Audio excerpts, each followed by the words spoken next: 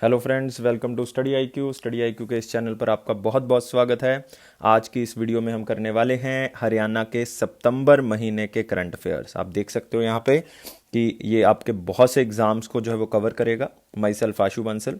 और जो भी इस वीडियो में आपको करंट अफेयर्स मिलेंगे वो दो लैंग्वेज में बेसिकली क्वेश्चन होगा उसका, इंग्लिश में भी होगा और हिंदी में भी होगा, ताकि आपको समझने में कोई दिक्कत ना आए। लेकिन जो ऑप्शन है दोस्तों वो केवल इंग्लिश में होगा, लेकिन मेरे ख्याल से उसमें आपको कोई प्रॉब्लम नहीं आएगी, क्योंकि मेरी बोलने की जो लैंग्वेज रहेगी वो बेसिकली क्या रहेगी, हिंदी ही रहेगी। और ये जो करंट अफेयर्स हैं बहुत ही इंपॉर्टेंट न्यूज़पेपर, गवर्नमेंट की ऑफिशियल प्रेस रिलीज और अलग अलग सोर्सेज से जो कवर किए गए हैं, तो कोई भी करंट अफेयर जो है वो मिस नहीं होगा, जो भी हमारे पेपर के लिए इंपॉर्टेंट होगा। तो हम स्टार्ट करते हैं दोस्तों पहले क्वेश्चन के साथ। तो पहला क्वेश्चन है, how many villages are selected under Mahagram Yojana. Mahagram योजना के तहत कितने गांवों का चयन जो है वो किया गया है। आप यहां पे देख सकते हो दुष्यंत चौटाला जी, और महाग्राम को महान ग्राम बनाने की जो है वो तैयारी हो रही है। आपको पता ही है कि महाग्राम योजना बेसिकली है उन गांवों के लिए जिनके गांवों की पॉपुलेशन जो है वो 10,000 से क्या है, ज़्यादा है। उनको डेवलप करना है, जैसे शहरों को डेवलप किया गया है उसी तरह से जो है वो उनको डेवलप करना है। सीवरेज सिस्टम जो है वो प्रॉपर कनेक्टेड बनाना है, जैसे शहरों का बना हुआ है। तो इस काम के लिए जो है वो बेसिकली कितने गांवों को चुना गया है, 129 गांवों को दोस्तों चुना गया है महाग्राम योजना के तहत। 129 विलेजेस सिलेक्टेड। तो याद रखना है 129 गांवों को सिलेक्ट किया गया है। और यहां पे आप देख सकते हो, पहले ही बता चुका हूं, उन गांवों की बात कर रहे हैं जिनकी पॉपुलेशन 10,000 से क्या है, ज़्यादा है। इनके अंदर सीवरेज सिस्टम जो है वो वैसा ही बनाया जाएगा जैसे शहरों में है, बिल्कुल वैसा का वैसा सीवरेज सिस्टम बनाया जाएगा। 129 गांवों को इसमें सेलेक्ट किया गया है और इसमें वर्कशॉप्स लगाई जाएंगी, लाइक छोटे छोटे वर्कशॉप जो हैं वो आयोजित किए जाएंगे, ताकि ग्राम पंचायत लेवल पे लोगों को ये पता लगे कि किस तरह से हम जो है वो क्या कर रहे हैं, डेवलपमेंट कर रहे हैं, और राय ली जा सके लोगों की कि किस तरह से हम और भी जो है वो इसको बेहतर बना सकते हैं। और महाग्राम योजना जो है वो स्टार्ट बेसिकली अगर आप देखोगे, will be implemented in the village Chautala of Sirsa district in such a way that the village can emerge as the model in the entire state. और अगर आप देखोगे चौटाला जो गांव है सिरसा के अंदर, सिरसा डिस्ट्रिक्ट के अंदर, तो वहां पे जो है इसको इस तरह से बनाया जाएगा कि सारी स्टेट में एक मॉडल की तरह उसको रिप्रेजेंट किया जाएगा कि इस तरह से हमने गांव को क्या करना है, डेवलप करना है। तो एक तो आपने चौटाला गांव याद रखना है, वो आपको दुष्यंत चौटाला जी से याद रहेगा, उसमें कोई डिफिकल्टी नहीं है। 10,000 से ऊपर ऊपर पॉपुलेशन वाले गांव जो हैं उनको ये सुविधा दी गई है, और 129 गांवों को सिलेक्ट किया गया। ये दो तीन बातें दोस्तों आपने याद रखनी है।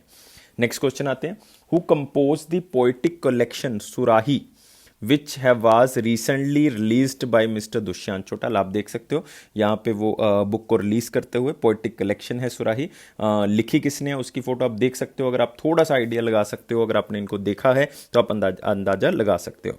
श्री दुष्यंत चौटाला द्वारा हाल ही में जारी किए गए काव्य संग्रह सुराही की रचना किसने की, ये आपने बताना है। तो यहाँ पे इंपॉर्टेंट हमारे पास क्या हो गया, जिसको देख के आप आंसर लगा सकते हो, सुराही वर्ड को आपने याद रखना है कि ये पोएटिक कलेक्शन जो है वो किसने लिखी गई है।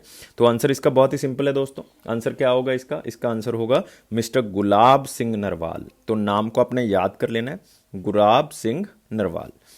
तो आप यहां पे देखोगे दुष्यंत चौटाला जी ने इसको रिलीज किया, आपने फोटो में भी देख लिया, जो कि गुलाब सिंह नरवाल हैं, चीफ इंजीनियर हैं बाखड़ा ब्यास मैनेजमेंट बोर्ड के अंदर। और टीचर डे के दिन जो है वो ये बुक को रिलीज किया गया। इस बुक के अंदर 100 पोइम्स हैं जो कि अलग अलग तरह से लोगों के इंटरेस्ट के जुड़ी हुई हैं, लाइक उनके लाइफस्टाइल से, उनके सोशल इंटरेस्ट के साथ उन्होंने बहुत ही हास्य व्यंजन में जो है वो इसको आयोजित किया है। तो इंपॉर्टेंट है, 100 पोइम्स हैं इसके अंदर। और बुक का नाम दोस्तों जरूर याद रखना है, सुराही और मिस्टर गुलाब सिंह नरवाल, दो चीजें इसमें इंपॉर्टेंट है। नेक्स्ट आते हैं दोस्तों अगला question, what is the rank of Haryana in the ease of doing business 2019। हरियाणा का रैंक जो है वो बहुत ज्यादा नीचे आ गया दोस्तों इस बार। आपको पता है कि पिछली बार हरियाणा का रैंक 3rd पोजीशन पे था। तो आप सोचोगे सर इस बार तो ऑप्शन ही नहीं है कोई 3rd पोजीशन वाली, तो फिर भाई 3rd पोजीशन पे तो होगा नहीं। इवन टॉप 10 में भी अगर आप देखोगे सिर्फ एक ऑप्शन आपको यहाँ पे मिलेगा, 10th मिलेगा सिर्फ। तो आप बताओगे कि कौन सा रैंक हरियाणा का है। सीधा 3rd पोजीशन से स्लिप होके हरियाणा कौन से रैंक पे पहुंच गया है, 16th रैंक पे पहुंच गया दोस्तों, 16th रैंक पे पहुंच गया है। और ईज ऑफ डूइंग बिजनेस का मतलब आपको पता ही है कि स्टेट में कितने लोग जो हैं वो बिजनेस कर सकते हैं, पॉलिसी सरकार की कैसी है, इन्वायरमेंट कैसा है बिजनेस करने के लिए, क्या सरकार कोई हेल्प कर रही है, तो उसके बेस पे स्टेट को जो है वो रैंक किया जाता है। 16th रैंक आप याद रखोगे, जो हमारी नेबरिंग स्टेट है पंजाब, उसका रैंक जो है वो 19th है, हम उससे थोड़ा सा अच्छे हैं, 16th रैंक पे जो है वो हम आए हैं। लेकिन ये बहुत ही आप कहोगे कि हम कह सकते हैं कि डिक्लाइनिंग स्टेट बन चुकी है, कि थर्ड से सीधे कहाँ पे पहुंच चुके हैं, 16th में पहुंच चुके हैं। तो अगर आप यहाँ पे देखोगे थर्ड से सीधा कौन सी पोजीशन पे आ गए, 16th पे आ गए हैं, जो कि business reform action plan 2019-20 2019-20 ranking report जो रिलीज की गई है निर्मला सीतारमन की तरफ से, उन्होंने ये इंफॉर्मेशन जो है वो दी है।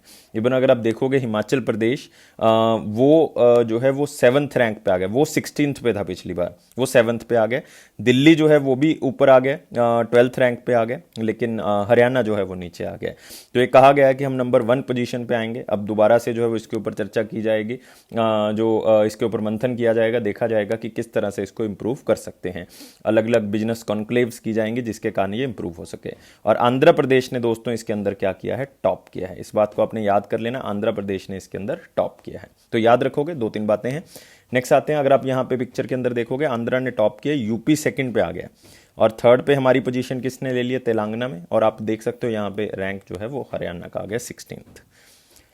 नेक्स्ट आते हैं दोस्तों, which university of Haryana organized week long online faculty development program, मतलब जो टीचर्स हैं, जो फैकल्टी है, उनकी डेवलपमेंट के लिए एक प्रोग्राम लॉन्च किया गया जिसका नाम था green technologies and environment sustainability GTES 2020। इसको इंपॉर्टेंट क्वेश्चंस में मार्क कर लो। डिफिकल्टी लेवल इस क्वेश्चन का है अच्छा, सबको नहीं आता होगा अगर पेपर के अंदर आया, लेकिन जो हमारे स्टूडेंट्स हैं उनको आता होगा, जो स्टडी IQ से जुड़े हुए हैं वो पेपर को बिल्कुल सही तरह से इसको करके आएंगे बिल्कुल। तो आंसर क्या होगा, हरियाणा के किस विश्वविद्यालय ने पर्यावरण, हरित, प्रौद्योगिक और पर्यावरणिक स्थिरता पर सप्ताह भर ऑनलाइन सांख्य विकास कार्यक्रम आयोजित किया।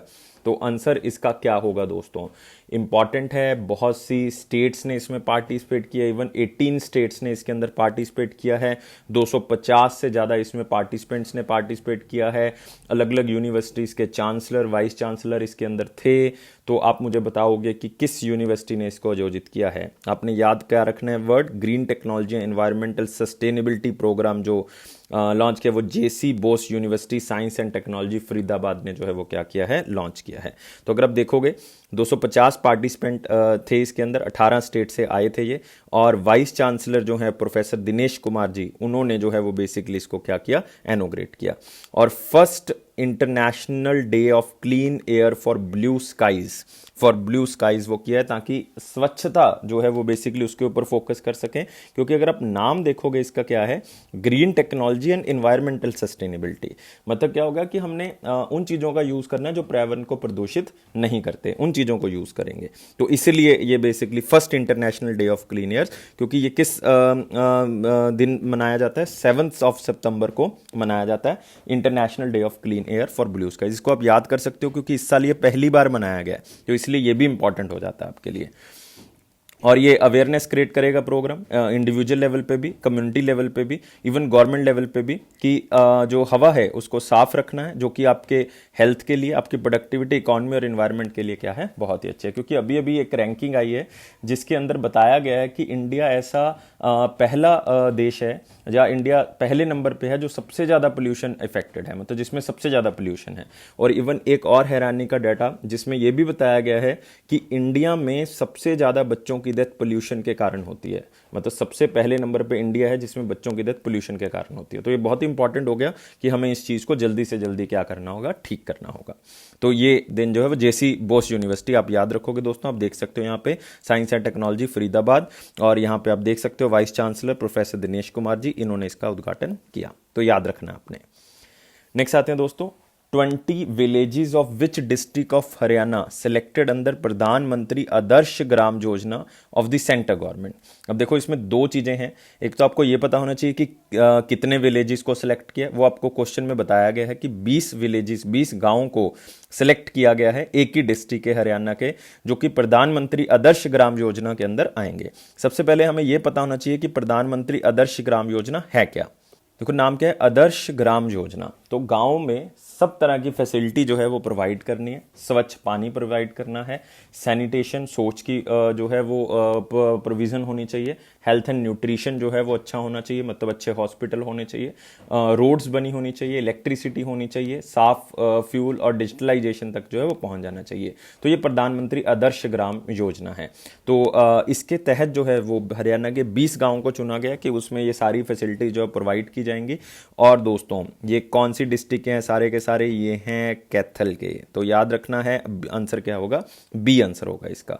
तो अब देख सकते हो यहाँ पे drinking water, sanitation, health nutrition, rural roads, housing, electricity, हर तरह की सुविधा जो कि आप लोग जो है वो आपके पास हैं, शहरों में हैं, तो वो सारी हमने गांव को देनी है, मतलब आदर्श ग्राम योजना बनाना है उसको। और बजट रखा गया है 20 lakh to each village by the centre government. हर विलेज को 20 लाख रुपए जो है वो दोस्तों दिए जाएंगे इसके तहत। और सेंसस 2011 का डाटा जो है वो उसके अकॉर्डिंग जो है वो ये दिया जाएगा। और 20 विलेज जो हैं एक ही डिस्ट्रिक्ट के जो है वो सिलेक्ट किए गए हैं। और 20 विलेज जो हैं वो क्यों सिलेक्ट किए गए हैं, क्योंकि उनकी पॉपुलेशन जो है 50% जो है वो शेड्यूल कास्ट से ज़्यादा है। मतलब उन गाँव की जो पॉपुलेशन है उसमें शेड्यूल कास्ट जो है वो 50% से ज़्यादा है, इसलिए उनको सिलेक्ट जो है वो किया गया है। और प्रधानमंत्री जो आदर्श ग्राम योजना है ये 2009 में भी लॉन्च की गई थी, लेकिन अपग्रेड की गई 2019 में। आपको पता है कि चर्चा में ज़्यादा जो है वो जब मोदी जी ने इसको दोबारा लॉन्च किया था तब ज़्यादा चर्चा में आई। और इन हरियाणा रिस्पॉन्सिबिलिटी कौन लेगा इसको इम्प्लीमेंट करने की, डिस्ट्रिक्ट रूरल डेवलपमेंट बोर्ड। और मतलब डिस्ट्रिक्ट लेवल पे इसको इम्प्लीमेंट करना है क्योंकि गाँव में करना है, तो इसलिए डिस्ट्रिक्ट रूरल डेवलपमेंट एजेंसी जो है वो इसको क्या करेगी, डेवलप करेगी। तो 4-5 पॉइंट है दोस्तों इसके अंदर। एक तो कितने रुपए दिए जा रहे हैं हर गाँव में, 20 लाख रुपए दिए जा रहे हैं। 20 ही गांव सेलेक्ट किए गए, कैथल डिस्ट्रिक्ट के सिलेक्ट किए गए हैं। और उन गांवों को सिलेक्ट किया जाता है जिनकी 50% से ज़्यादा पॉपुलेशन क्या हो, शेड्यूल्ड कास्ट से ज़्यादा हो। और सेंट्रल गवर्नमेंट ने इसको 2019 में लॉन्च किया था। याद रखोगे ये 4-5 पॉइंट तो आपका क्वेश्चन गलत नहीं होगा। अगले क्वेश्चन के ऊपर आते हैं। हिंदी दिवस is celebrated on which day. ये आपको पता होना चाहिए, बिकॉज हिंदी दिवस हिंदी के नाम से ही जो है वो हरियाणा बना है, तो इसलिए बहुत इंपॉर्टेंट है कि हिंदी दिवस के नाम से आपको पता होना चाहिए कि कब मनाया जाता है। तो देखो दो तरह के हमारे पास दिन होंगे, एक तो विश्व हिंदी दिवस होता है, एक होता है सिंपल हिंदी दिवस। तो आपने याद रखना है कि सिंपल वाला कब मनाया जाता है, वर्ल्ड हिंदी दिवस जो है वो कब मनाया जाता है। वर्ल्ड हिंदी दिवस, विश्व हिंदी दिवस जो है वो 10 जनवरी को बनाया जाता है। याद रखोगे दोस्तों, अदरवाइज कंफ्यूज हो जाओगे, कंफ्यूज करके पूछना एग्जामिनर ने। विश्व हिंदी दिवस जो है वो 10 जनवरी को मनाया जाता है। तो ये तो सिंपल हो गया कि सर ने बता दिया 10 जनवरी को कि जब साल स्टार्ट होता है, जब साल का पहला महीना स्टार्ट होता है उसके 10 दिन के अंदर अंदर ही जो है हम क्या मना लेते हैं, हिंदी दिवस मना लेते हैं। बहुत ही प्राउड की बात है कि पहले 10 दिन के अंदर ही साल के हिंदी दिवस मना लिया जाता है, लेकिन वो विश्व लेवल पे। ये है हमारा नेशनल हिंदी डे या हिंदी दिवस, जो कि हम मनाते हैं किस दिन, 14 सितंबर को दोस्तों। 14 सितंबर को हम इसको क्या करते हैं, सेलिब्रेट करते हैं हिंदी दिवस को इंडिया लेवल पे। अब इसको 14 सितंबर को सर इंडिया लेवल पे सेलिब्रेट क्या करने की ज़रूरत है जब वर्ल्ड लेवल पे ही सेलिब्रेट होता है। इसके पीछे एक कारण है, क्योंकि 14 सितंबर को 1949 को संविधान सभा ने एक मत से हिंदी को राजभाषा घोषित कर दिया गया था। हिंदी को राजभाषा जो है वो घोषित कर दिया गया था 14 सितंबर को, इसलिए उसको इंडिया लेवल पे अलग से मनाना जो है वो ज़रूरी था। तो 1953 से, मतलब 1953 से 14 सितंबर को हर साल हिंदी दिवस के रूप में मनाया जाने लगा। अब देखो, अगर आप थोड़ा सा लिटरेचर में जाओगे या हरियाणा का मेंस लिखोगे तो उसमें कहीं पे अगर लैंग्वेज के बारे में लिखना पड़ गया, तो अगर आप ये 2 पॉइंट ऐड कर देते हो तो आपका सोचो कि उस एग्जामिनर के ऊपर क्या इफेक्ट पड़ेगा जो चेक करेगा एग्जाम को। तो उसको लगेगा कि यार आपको डीप नॉलेज है और आपको खास करके हमारी जो स्टेट है उसकी लैंग्वेज के बारे में जो बहुत चीज़ें पता हैं। और 1805 में प्रकाशी श्री कृष्ण पर आधारित किताब प्रेम सागर को हिंदी में लिखी गई पहली किताब माना जाता है। अगर आप ऐसी इंफॉर्मेशन दे देते हो मेंस के अंदर तो बहुत ही ज़्यादा इफेक्टिव होगा कि पहली किताब प्रेम सागर को हिंदी में लिखी गई पहली किताब माना जाता है। और ये किसने लिखी थी, ये बेसिकली लल्लू राम ने जो है वो इसको लिखा था। और किस पे आधारित है, श्री कृष्ण जी के ऊपर आधारित है। देश में सबसे पहले बिहार ने हिंदी को कार्यालय की भाषा बनाया, मतलब अपने जो डेली रूटीन वर्क है उसको हिंदी में किया जाएगा। बिहार ऐसी पहली स्टेट थी। तो देखो कितनी वाइटल इंफॉर्मेशन आपको दी गई है, जो आप अपने मेंस एग्जामिनेशन में लैंग्वेज के बेसिस पे अगर कुछ आता है तो आप उसको लिख सकते हो। और वैसे भी आपको पता है कि लैंग्वेज के इशू चल रहे हैं सेंट्रल गवर्नमेंट के अंदर, तो उसके बेस पे आप इसको आंसर कर सकते हो। हिंदी साहित्य academy had also started Hindi पखवाड़ा, जिसमें हिंदी लैंग्वेज के बारे में आपको बताया जाएगा। हिंदी पखवाड़ा के दौरान क्या होगा कि उनके बैंक अकाउंट्स में पैसा दिया जाएगा जो कि कीर्ति अवार्ड जीत चुके हैं या जीतने वाले हैं, who have been honoured for doing excellent work in the Hindi language. Picture gallery बनाई जाएगी, हिंदी लिटरेचर से रिलेटेड जो राइटर्स हैं उनको वहाँ पे सम्मानित किया जाएगा और उनका फ़ोटो जो है वो वहाँ पे लगाया जाएगा, और ये अकेडमी की जो बिल्डिंग है उसी में लगाया जाएगा, हिंदी साहित्य अकेडमी के। मेटल स्टैचूज लगाए जाएंगे। 3 लिटरेचर जो कि हिंदी के बहुत ही फेमस, आप कह सकते हो कि बहुत ही प्रख्यात कवि हैं हिंदी के, सूरदास जी हैं, बाबू बाल मुकुंद गुप्ता जी हैं और पंडित लक्ष्मी चंद जी हैं।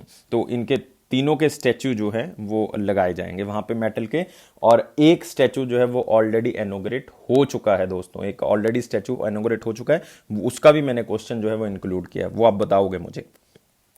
तो विश्व हिंदी दिवस मैं बता चुका हूँ 10 जनवरी, अदरवाइज आपने लगाना है हिंदी का, आपको याद रहेगा क्योंकि अभी मैंने संविधान से रिलेट कर दिया इसको। लल्लू राम जी की बुक बता दी है मैंने आपको कि प्रेम सागर बुक लिखी गई थी श्री कृष्ण जी और राधा के ऊपर, और साथ ही साथ जो है 1953 से इसको पूरे देश में मनाया जा रहा है, ये भी मैंने बता दिया, और बिहार ऐसी पहली स्टेट है जिसने इसको एज ए ऑफिशियल लैंग्वेज के बेसिस पे काम करना स्टार्ट किया था। नेक्स्ट आते हैं, recently Swami Agnivesh renowned socialist activist passed away, he was Haryana former minister of which department. आपने बताना है कि वो हरियाणा के कौन से कार्यालय के मिनिस्टर थे या उनके पास कौन सा पद था जब वो मंत्री जो है वो बनाए गए थे।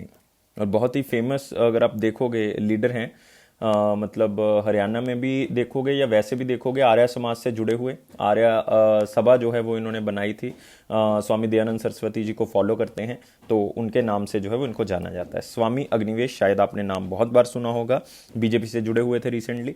लेकिन अगर आप देखोगे ये कौन से डिपार्टमेंट से रिलेटेड थे, कौन से डिपार्टमेंट के मिनिस्टर थे, एजुकेशन डिपार्टमेंट के मिनिस्टर थे। तो आप यहाँ पे देख सकते हो इन्होंने आर्य सभा को बनाया था।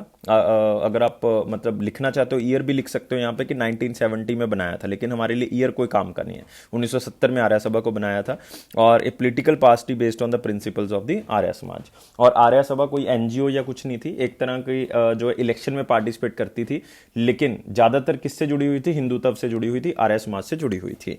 क्योंकि आर्य समाज वो ऑर्गेनाइजेशन है जो हिंदुत्व को प्रमोट करता है, या आप कह सकते हो कि जो वेदों को प्रमोट करता है। वो world council of Arya Samaj के भी फाउंडर हैं, और दयानंद आर्य समाज के जो है वो आप कह सकते हो कि अलग अलग लेवल पे उन्होंने दयानंद सरस्वती के विचारों को पहुंचाया है। He become a member of legislative assembly of Haryana in 1977, मतलब एमएलए बने हैं वो 1977 में, और मैं बता चुका हूँ मिनिस्टर रहे हैं 1979 में। तो ये 2-3 चीज़ें जो हैं वो आपने याद रखनी है। एजुकेशन के मिनिस्टर थे, ये बात आप जरूर याद रखोगे, एमएलए थे हरियाणा से 1977 से। नेक्स्ट आते हैं, what is the name of educational chatbot which was recently launched for online admission platform in under graduate courses. आपको पता है कि लॉकडाउन चल रहा है, तो एक चैटबॉट बनाया गया ऑनलाइन, क्योंकि कोई भी बंदा जो है वो ऐसा सच अवेलेबल नहीं है, तो आप क्या कर सकते हो, ऑनलाइन जो है वो उनसे बात कर सकते हो। तो एक चैटबॉट बनाया गया है, उस चैटबॉट का नाम बताना है, जो कि अंडर ग्रेजुएट पाठ्यक्रमों में ऑनलाइन प्रवेश मंच के लिए लॉन्च किया गया है, ताकि आपको कोई भी दिक्कत आ रही है एडमिशन लेने के लिए, कोई गाइडेंस चाहिए, किसी भी चीज़ के बारे में आपने पूछना अंडर ग्रेजुएट कोर्स के बारे में, तो ये एक एजुकेशनल चैटबॉट है जिसके थ्रू आप कोई भी इंफॉर्मेशन जो है वो वहाँ से ले सकते हो। और इसका नाम क्या है, आपका मित्र। ये गाइस इंपॉर्टेंट क्वेश्चन में मार्क कर लो, ये बहुत ही इंपॉर्टेंट क्वेश्चन है, आपका मित्र। तो आप देख सकते हो ऑनलाइन एडमिशन प्लेटफॉर्म है अंडर ग्रेजुएट के लिए और गवर्नमेंट एडेड और सेल्फ फाइनेंस कॉलेजेस के लिए, जो कि 2020-21 के सेशन के लिए एडमिशन ले रहे हैं। तो हर तरह की आपकी जो प्रॉब्लम है वो सॉल्व की जाएगी और हर तरह से आपको आंसर जो है वो दिया जाएगा। तो आपने नाम जो याद रखना है वो क्या है, आपका मित्र, आपका दोस्त बेसिकली। नेक्स्ट आते हैं, which player from Haryana has received the Rajiv Gandhi Khel Ratna award this year. बहुत ही इंपॉर्टेंट क्वेश्चन है, क्योंकि पहली बार हुआ कि राजीव गांधी खेल रत्न अवार्ड जो है वो 5 लोगों को मिला है बेसिकली। कि मैंने पिछले महीने में भी कवर करवाया था, लेकिन मैं इसको रिवाइज करवा रहा हूँ आपको एक बार और, क्योंकि बच्चों के बहुत मैसेज आए मुझे कि सर एक बार और करवा दो ताकि हमें याद हो जाए, क्योंकि ये क्वेश्चन आना ही आना है। राजीव गांधी खेल रत्न अवार्ड किसको मिला, और इसमें कौन कौन शामिल है। इसमें रोहित शर्मा जी शामिल हैं, क्रिकेटर हैं, रेसलर हैं विनेश फोगट जी शामिल हैं, वोमेन हॉकी कैप्टन हैं रानी रामपाल हैं, अगर आप देखोगे इसमें टेबल टेनिस स्टार हैं मनिका बत्रा हैं, और साथ ही साथ पैरा एथलीट हैं दैट इज मरियप्पन थंगावेलू हैं। तो आपने ये बताना था मुझे कि इसमें से हरियाणा में से किनको राजीव गांधी खेल रत्न अवार्ड जो है वो दिया गया है। तो बहुत ही इंपॉर्टेंट क्वेश्चन है, मोस्ट इंपॉर्टेंट क्वेश्चन में इसको क्या कर लो दोस्तों, मार्क कर लो, मोस्ट इंपॉर्टेंट क्वेश्चन में। और हरियाणा से अगर आप देखोगे ये 2 लोगों को मिला है, किसको, रानी रामपाल को मिला है, रानी रामपाल जो कि इंडियन हॉकी कैप्टन रही हैं, और साथ ही साथ मिस्टर विनेश फोगट को मिला है। मिस्टर विनेश फोगट को ये अवार्ड मिला है, वो है क्या है, रेसलर हैं। और यहाँ पे मिस्टर वर्ड को थोड़ा सा काट लियो, MS कर लियो इसको, क्योंकि मिस्टर गलत लिखा हुआ है। रानी रामपाल जी हैं और विनेश फोगट जी हैं, तो दोनों को जो है वो खेल रत्न अवार्ड मिला है। दोनों की स्पोर्ट्स आपने जरूर दोस्तों याद रखनी है कि रानी रामपाल जी और विनेश फोगट जी किस गेम से जो हैं वो ताल्लुकात रखते हैं। रानी रामपाल जी हॉकी प्लेयर हैं और जो विनेश फोगट जी हैं ये रेसलर हैं, तो दोनों का अपने यहाँ में याद रखना है। तो आंसर दोस्तों क्या हो जाएगा, A एंड B हो जाएगा।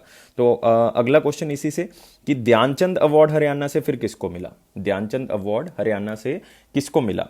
तो इसमें भी अगर आप देखोगे 2 नाम है हमारे पास, एक तो कबड्डी इंस्ट्रक्टर हैं, एक जो है वो क्या है, रेसलर हैं। तो जो कबड्डी इंस्ट्रक्टर हैं वो कौन है, वो हमारे पास हैं दैट इज मनप्रीत सिंह जी हैं। कबड्डी इंस्ट्रक्टर कह सकते हो, कबड्डी प्लेयर रहे हैं, बाद में कबड्डी इंस्ट्रक्टर बने। फिर जो है वो हमारे पास आएगा that is Netrapal ji, mister Netrapal Hooda ji. तो आंसर हमारे पास क्या होगा दोस्तों, बोथ A एंड C होगा, क्योंकि जो ध्यानचंद अवार्ड है बेसिकली बहुत ही ज्यादा इंपॉर्टेंट है। राजीव गांधी खेल रत्न अवार्ड है, और भी अगले अवार्ड के ऊपर भी आएंगे, लेकिन आपने नोट जरूर कर लेना। मिस्टर मनप्रीत सिंह जी जो हैं वो कबड्डी प्लेयर हैं, मतलब कबड्डी इंस्ट्रक्टर भी रहे हैं, कबड्डी प्लेयर भी बने। नेत्रपाल हुड्डा जी जो है वो क्या है, रेसलर हैं। तो ये आपको याद रहना चाहिए, ध्यानचंद अवार्ड। नेक्स्ट आते हैं दोस्तों, अगला देखो, द्रोणाचार्य अवार्ड जो है वो किसको दिया गया है, ये भी 2 लोगों को मिला है। ये भी सेम, एक कबड्डी प्लेयर है, एक जो है वो क्या है, रेसलर हैं। एक कबड्डी प्लेयर है, एक क्या है, रेसलर हैं। तो कबड्डी प्लेयर जो हैं वो कौन है, मिस्टर कृष्ण कुमार हैं, ये कबड्डी से रिलेटेड हैं। और साथ ही ओम प्रकाश दहिया जी जो हैं वो बेसिकली हमारे पास क्या हैं, रेसलर हैं। तो आंसर क्या होगा दोस्तों, बोथ B एंड C। तो ये आपने याद रखना है। अगर आप इसको 2-3 बार पढ़ोगे, इसलिए मैं रिवाइज करवा रहा हूँ क्योंकि लास्ट वीक भी जो अगस्त का हमने लास्ट वीक लिया है तो उसमें भी हमने किया था। तो आप देख सकते हो रानी रामपाल, मिस्टर विनेश फोगट को राजीव गांधी खेल रत्न अवार्ड दिया गया है। द्रोणाचार्य अवार्ड देखोगे मिस्टर कृष्ण कुमार और रेसलर ओम प्रकाश दहिया को मिला है। और साथ ही साथ ध्यानचंद अवार्ड अगर आप देखोगे मिस्टर मनप्रीत सिंह और नेत्रपाल हुड्डा को मिला है। लेकिन अब रह गया हमारे पास अर्जुन अवार्ड, क्योंकि आपको पता है कि अर्जुन अवार्ड बहुत से प्लेयर्स को मिलता है। तो अगर आप यहीं पर देखोगे mister Manu Bhaker, miss Deepika Thakur, mister Manish Kaushik, mister Manish Narwal, mister Deepak Niwas Hooda and mister Sandeep Chaudhary, इनको अर्जुन अवार्ड मिला है। तो सर इसको याद कैसे करें, याद सर के पास कोई जादू की छड़ी नहीं है कि आपको ये सारी चीज़ें जो है वो याद करवा देंगे। लेकिन एक चीज़ और याद रखनी है इसमें कि इसको 2-3 बार रिवाइज करना है दोस्तों। 2 और 3 times you have to revise this all things of related to the Khel Ratna awards. बहुत इंपॉर्टेंट है क्योंकि राजीव गांधी खेल रत्न तो आएगा ही आएगा, कहीं से भी पूछ लें, वो हरियाणा का पूछ लें, वो प्लेयर का नाम पूछ लें, उसकी गेम पूछ लें, किसी भी तरह से पूछ लें। लेकिन सबसे इंपॉर्टेंट यहाँ पे जो याद करना डिफिकल्ट है वो क्या है, अर्जुन अवार्ड। और चांसेस ये हैं कि अर्जुन अवार्ड कम पूछा जाए क्योंकि बाकियों में 2-2 प्लेयर हैं, तो ये तो आपको याद रहेगा। इसमें अगर आप देखोगे 1 2 3 4 5 6 प्लेयर हैं, तो 6 आपने याद रखने हैं। तो 2-3 बार करोगे मेरे ख्याल से याद हो जाएगा। 2 का नाम तो मैच ही करता है, मनीष अगर आप देखोगे तो आपको याद रहेगा। और M से अगर आप देखोगे टोटल जो है वो हमारे पास कितने नाम है, 3 नाम हैं, 2 D से हैं, तो दीपिका दीपक याद रहेगा, दीपिका और दीपक। देखो याद करने का भी तरीका बता रहा हूं, ठीक है। मनु मनीष याद रहेगा, मनु मनीष दीपिका दीपक, एक रह गया संदीप, ठीक है। तो देखो कितने आसानी से हमने जो है वो इसको पढ़ लिया कि अब याद रहेगा, सर ने बता दिया। मनु मनीष दीपिका दीपक, दोनों को आपस में रिलेट कर सकते हो, संदीप, और ये नाम हमारे पास आ गए। नेक्स्ट आते हैं दोस्तों, mister Manohar Lal unveiled the statue of which person at Haryana साहित्य अकेडमी इन पंचकुला। मैंने बताया था आपको कि 3 जनों के मेटल स्टैचूज जो हैं वो बनाने थे, 3 जनों के मेटल स्टैचूज बनाने थे। और वो कौन कौन से बंदे थे, संत सूरदास जी थे, बाबू बाल मुकुंद गुप्ता जी थे, पंडित लक्ष्मीचंद जी थे। तो इसमें से आंसर बता दो भाई, इसमें तो एक ही ऑप्शन आपको मिलेगी, वो तो मिलेगा नहीं। तो आंसर क्या आएगा, बाबू बाल मुकुंद गुप्ता जी। तो इनका स्टैचू जो है वो हरियाणा साहित्य अकादमी के आगे जो है वो लगा दिया गया है। और इसमें बहुत ही फेमस पर्सन और कौन है, चांद बरदई जी। चांद बरदई जी बहुत फेमस हैं क्योंकि उन्होंने जो है वो आप कह सकते हो कि पृथ्वीराज रासो लिखी है बुक। चांद बरदई बहुत ही फेमस ऑथर, लेकिन स्टैचू किसका लगा है? बाबू बाल मुकुंद गुप्ता। आप देख सकते हो उनकी फोटो, बाबू बाल मुकुंद गुप्ता। उनको फादर ऑफ हिंदी जर्नलिज्म कहा जाता है। जो गांव है उनका, दैट इज़ द गुडियानी, वो रेवाड़ी डिस्ट्रिक्ट में आता है। उनका जन्म हुआ था वहाँ पे।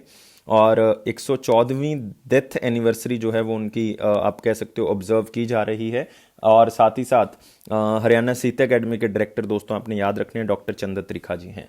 तो ये डॉक्टर चंद्र त्रिखा का नाम तो बहुत बार आपने सुना होगा। ये डायरेक्टर हैं हरियाणा साहित्य अकेडमी के। तो ये 3-4 चीज़ें आपने इनके बारे में याद कर लेनी है।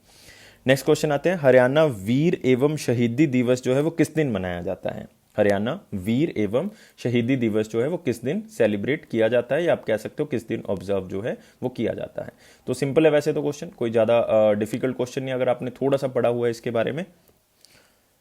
हरियाणा वीर एवं शहीदी दिवस किस दिन मनाया जाता है? तो एक ऑप्शन थोड़ा सा गलत था, हमने उसको ठीक कर दिया, तो आंसर आपको पता लग गया है। आंसर क्या होगा? 23 सितंबर 2020, मतलब हर साल 23 सितंबर को हरियाणा वीर एवं शहीदी दिवस मनाया जाता है। शहीदों को श्रद्धांजलि दी जाती है, इस बात को आपने याद रखना है। पहले हमने आज एक हिंदी दिवस किया है। हिंदी दिवस मैंने बताया 14 सितंबर को मनाया जाता है क्योंकि इस दिन इसको कॉन्स्टिट्यूशन के अंदर ऐड किया गया था। और साथ ही साथ आप कह सकते हो कि 1953 में हिंदी को पहली बार जो है वो एज ए दिवस की तरह मनाया गया। 10 जनवरी को वर्ल्ड हिंदी डे जो है वो मनाया जाता है। तो ये सारी चीज़ें आपने याद कर लेनी है। 23 सितंबर दोस्तों। नेक्स्ट आते हैं, the headquarter of Haryana labour welfare board will be establish in which district? Important question में मार्क कर लो, क्योंकि जो बोर्ड बनाया गया है हरियाणा लेबर वेलफेयर बोर्ड, उसका जो है, क्योंकि लेबर जो आजकल कोविड-19 के कारण जो ना, इसलिए उनके वेलफेयर के लिए एक बोर्ड बनाया गया। तो उसका हेडक्वार्टर जो है वो कहाँ पे जो है वो बनाया जाएगा? तो बहुत ही सिंपल सा आंसर है इसका, कहाँ पे बनाया जाएगा दोस्तों? जींद में बनाया जाएगा। याद रखना है कहाँ पे बनाया जाएगा? जींद में। हरियाणा लेबर वेलफेयर बोर्ड का जो हेडक्वार्टर है, या उसका आप कह सकते हो कि जो हेड ऑफिस है, वो कहाँ पे बनाया जाएगा? जींद में। तो याद रखोगे इसको। नेक्स्ट आते हैं, director of Haryana Urdu academy doctor Chandra Trikha, जो कि हरियाणा साहित्य अकेडमी के भी डायरेक्टर हैं, हरियाणा उर्दू अकेडमी के भी डायरेक्टर हैं डॉक्टर चंद्र त्रिखा। उन्होंने एक बुक को रिलीज किया, बुक का नाम है गजल। किसने वो बुक को लिखा है? किसने वो बुक को लिखा है? इंपॉर्टेंट हो जाता है कि किस बंदे ने उस बुक को लिखा। तो आंसर दोस्तों याद कर लेना है, मिस्टर अशोक नादिर। तो 2 बुक्स हमने की हैं, एक तो सुराही बुक की है हमने, सुराही बुक हमने की थी, और एक बुक हम कौन सी कर रहे हैं? गज़ल। दोनों याद कर लेने। अभी हम रिवाइज करेंगे करंट अफेयर्स को, तो आपको दोबारा से याद हो जाएगा। No guys, most important question के ऊपर आ जाते हैं। मोस्ट इंपॉर्टेंट क्वेश्चन कि नए चीफ सेक्रेटरी हरियाणा के कौन बनाए गए हैं? नए चीफ सेक्रेटरी हरियाणा के कौन बनाए गए हैं? और वो नए चीफ सेक्रेटरी बनाए गए हैं मिस्टर विजय वर्दान। तो याद रखना है, क्योंकि जो हमारे पास आप कह सकते हो कि केशनी अरोड़ा थे, उनका जो है वो टाइम पीरियड पूरा हो चुका है। तो मिस्टर विजय वर्दान को क्या बनाया गया? नए चीफ सेक्रेटरी का पद जो है वो दिया गया। पहले एडिशनल चीफ सेक्रेटरी लगाया गया था, लेकिन अभी जो है उनको चीफ सेक्रेटरी बना दिया गया है। तो ये दोनों बातें आपने जो है बहुत अच्छे तरीके से याद कर लेनी है। तो ये थे हमारे पास आज के करंट अफेयर्स। एक इंफॉर्मेशन भी है हमारे पास, लेकिन इसको करने से पहले हम करंट अफेयर्स को रिवाइज कर लेते हैं फटाफट। तो देखते हैं पहले करंट अफेयर से। तो पहला था हमारे पास कि कितने विलेजेस को महाग्राम योजना के अंतर्गत जो है वो लिया गया है? तो 129 गांव को जो है वो इसके अंदर लिया गया है, और इसमें जो है वो इनको महाग्राम जो है वो बनाया जाएगा। दूसरा क्वेश्चन था, अभी हम बात कर रहे थे कि सुराही बुक जो है वो एक पोइटिक कलेक्शन लिखी गई। इवन इसको दुष्यंत चौटाला जी ने जो है वो रिलीज भी किया। तो किसने लिखी थी? तो मैंने बताया था मिस्टर गुलाब सिंह नरवाल जी ने इसको लिखा था। गुलाब सिंह नरवाल जी ने इसको लिखा है। नेक्स्ट क्वेश्चन है हमारे पास, ईज ऑफ डूइंग बिजनेस 2019 में हरियाणा का रैंक क्या है? हरियाणा का रैंक दोस्तों 16वां रैंक है, 16th रैंक है। इससे पहले 3rd रैंक था। तो आपको यह भी पूछा जा सकता है कि कितने रैंक फिसल गया है, तो ध्यान से आंसर को करना है आपने। और उसमें आपको पहला रैंक भी पूछा जा सकता है। पहला रैंक किसका था? आंध्र प्रदेश का। नेक्स्ट, एक यूनिवर्सिटी ने एक प्रोग्राम ऑर्गेनाइज किया था कि पोल्यूशन के बेसिस पे लोगों को अवेयर किया जा सके ग्रीन टेक्नोलॉजी और इन्वायरमेंट सस्टेनेबिलिटी के लिए, कि अच्छी अच्छी टेक्नोलॉजी का यूज़ करना है, ग्रीन टेक्नोलॉजी का यूज़ करना है, सोलर को यूज़ करना है, विंड को यूज़ करना है, या फिर आप कह सकते हो कि हमने मोटर व्हीकल्स को कम यूज़ करना है, जिसके कारण जो है वो हम पोल्यूशन से रहित जो है वो देश को बना सकते हैं। और ये कौन सी यूनिवर्सिटी के द्वारा किया है? JC Bose university of science and technology Faridabad ने इसको किया है। नेक्स्ट क्वेश्चन आते हैं, 20 गांव चुने गए हैं प्रधानमंत्री आदर्श ग्राम योजना के तहत, सेंट्रल गवर्नमेंट की तरफ से चुने गए हैं। और वो 20 गांव कौन से डिस्ट्रिक्ट से बिलोंग करते हैं? कैथल डिस्ट्रिक्ट से बिलोंग करते हैं। मैंने बता ही दिया ग्राम आदर्श योजना, जिसके अंदर जो है वो सारी चीज़ें जो हैं वो शहरों के अकॉर्डिंग की जाएंगी। लाइक मैं कहूँ कि वहाँ पे सैनिटेशन होगा, हॉस्पिटल्स होंगे, एजुकेशन होगी, सारी चीज़ें जो है वो क्या की जाएंगी, महाग्राम योजना के आदर्श ग्राम योजना के तहत जो है वो इसको चलाई जाएंगी।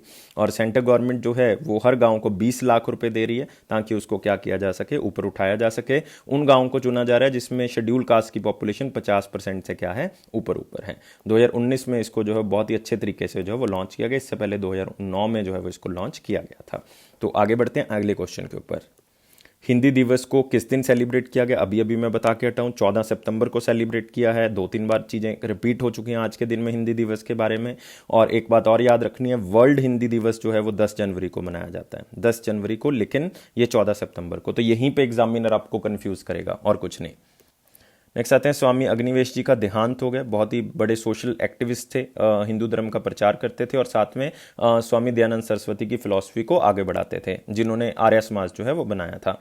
और ये हरियाणा के फॉर्मर मिनिस्टर रहे हैं। किस डिपार्टमेंट के अंदर जो है वो ये मिनिस्ट्री थी इनके पास? ये थी मिनिस्ट्री ऑफ एजुकेशन, इनके पास रही है 1979 में। नेक्स्ट है एक चैटबॉट जो है वो एजुकेशन चैटबॉट लॉन्च किया गया। ये गाइस इंपॉर्टेंट क्वेश्चन में मार्क कर लियो, क्योंकि काफ़ी बार ये क्वेश्चन जो है न्यूज़ में रहा, इवन हर न्यूज़पेपर ने इसको कवर किया है कि जो भी बच्चे अंडर ग्रेजुएट कोर्सेज में एडमिशन लेना चाहते हैं तो लॉकडाउन के दौरान वो घर पे ही बैठ के एजुकेशनल चैटबॉट एक बनाया गया, उसके थ्रू कोई भी बात जो है पूछ सकते हैं। और उस चैटबॉट का नाम क्या है? आपका मित्र। तो आप ऑनलाइन ही बात कर सकते हो और कोई भी क्वेरी जो है वो सॉल्व कर सकते हो। नेक्स्ट आते हैं कि हरियाणा से किसने राजीव गांधी खेल रत्न अवार्ड को जो है वो जीता है? बहुत ही फेमस है, रानी रामपाल जी हैं। और यहाँ पे आप कहोगे मिस विनेश फोगट जी हैं।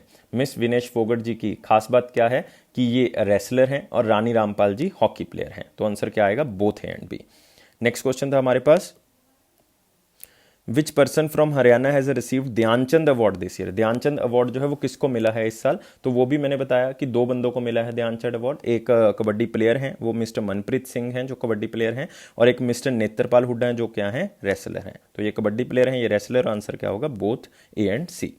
नेक्स्ट हमारे पास द्रोणाचार्य अवार्ड किसको मिला है? तो सर ये भी आपने बता दिया है, कृष्ण कुमार जी हैं जो कि बेसिकली कबड्डी इंस्ट्रक्टर हैं, और जो ओम प्रकाश दहिया जी हैं ये क्या हैं? रेसलर हैं। तो बोथ आंसर क्या आएगा? बी एंड सी। तो मैं बता चुका हूँ किस किस बंदे ने जो है वो कौन कौन से अवार्ड जीते, खास करके फोकस रखना है अर्जुन अवार्ड के ऊपर भी। नेक्स्ट आते हैं हरियाणा साहित्य अकेडमी जो कि पंचकुला में है, उनके उस बिल्डिंग के आगे एक स्टैचू लगाया गया। किसका लगाया गया है? बाल मुकुंद गुप्ता जी का लगाया गया है। अदरवाइज और भी 2 स्टैचूज लगाए जाएंगे, लेकिन इसमें इंपॉर्टेंट क्या है कि जो बाबू बाल मुकुंद गुप्ता जी हैं, इनको जो हिंदी का है फादर कहा जाता है, हिंदी जर्नलिज्म का फादर कहा जाता है। इनका जन्म रेवाड़ी में हुआ था, गुडियानी गांव था जिसमें हुआ था। और इस बार 114वीं डेथ एनिवर्सरी जो है वो बेसिकली ऑब्जर्व की जा रही है इनकी, तो याद रखना है। और हिंदी साहित्य अकेडमी, हरियाणा साहित्य अकेडमी के मैं डायरेक्टर बता चुका हूँ, कौन है? डॉक्टर चंद्र त्रिखा जी हैं। हरियाणा वीर एवं शहीदी दिवस किस दिन सेलिब्रेट किया जाता है? तो मैं बता चुका हूँ 23 सितंबर को इसको हर साल क्या किया जाता है? सेलिब्रेट किया जाता है।